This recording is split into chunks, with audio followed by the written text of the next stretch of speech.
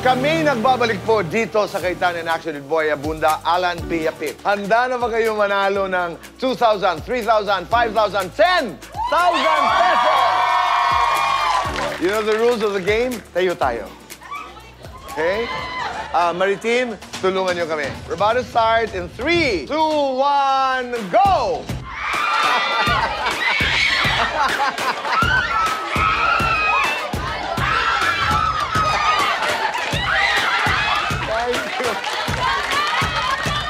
So, right now, kayo muna ang dalawa.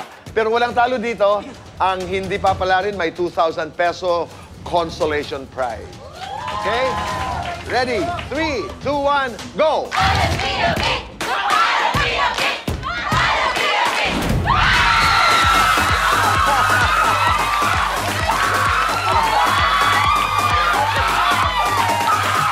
JL, congratulations. Talaga yung kanila. Hindi, silang dalawa. Pati yung... Sa tagal-tagal natin naglalaro dito, this was the most intense. Talagang ganito, oh. Parang World Championship. I know. Liza, congratulations. You're getting closer to winning 10,000 pesos. Sige. 3, 2, 1, go!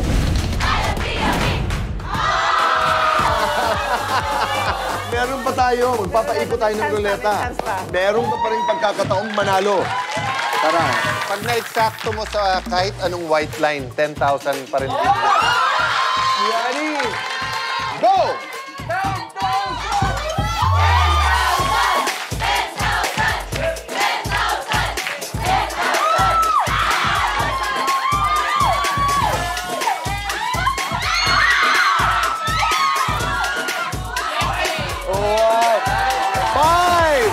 5,000 pesos! Maraming salamat. Alright. You ready? 3, 2, 1, go! Thank you. Eto na! 3, 2, 1, go!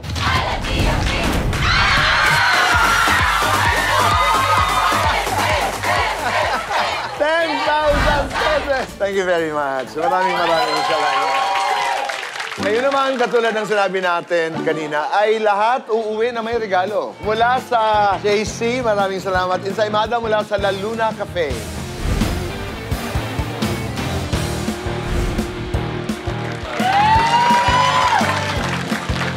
Isa to sa pinakamasayang Alan Pia Pit. Yeah. Kuya Alan, Ate Pia? Kuya Boy, di ba, lumaki tayo na parating natin naririnig, it takes two to tango, di ba? Pagka nag-away, sabihin na, kasalanan niya, kasalanan ko yun. Pero kanina, napanood ko talaga, nakita natin, di ba? One act of grace. Basta't kung sino din mauna na makinig muna o magkakumbaba o magpakita ng respeto, pwede talaga magkabate. So yun yung personal na natutunan ko today. Well, ako naman, dun sa PK natin, yung pag-correct ng birth certificate, it's a law that our father passed many years ago before pa kami naging senator. And the objective really is to simplify the lives of Filipinos. Yun nga, na-surprise ako na di siya nasabihan na may alternative documents na pwede siyang i-submit. So that's one lesson that I continue to learn na even though what's basic to us, when somebody shares their problems, hopefully we're able to address.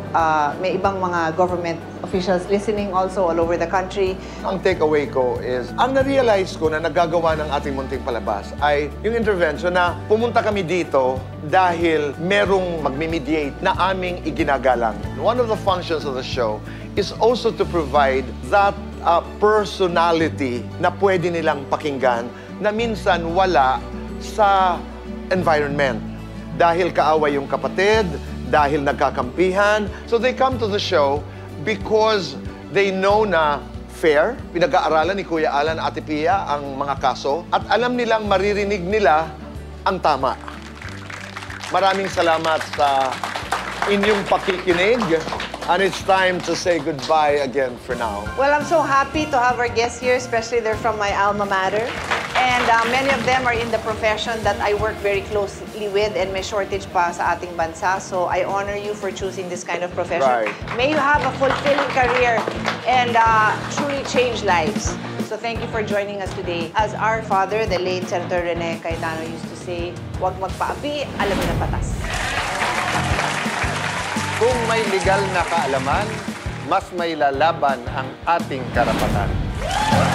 Doon tayo sa tama dahil sa batas. Wala tayong mawala. Maraming salamat. Kita-kita tayo next week. Dito lamang po sa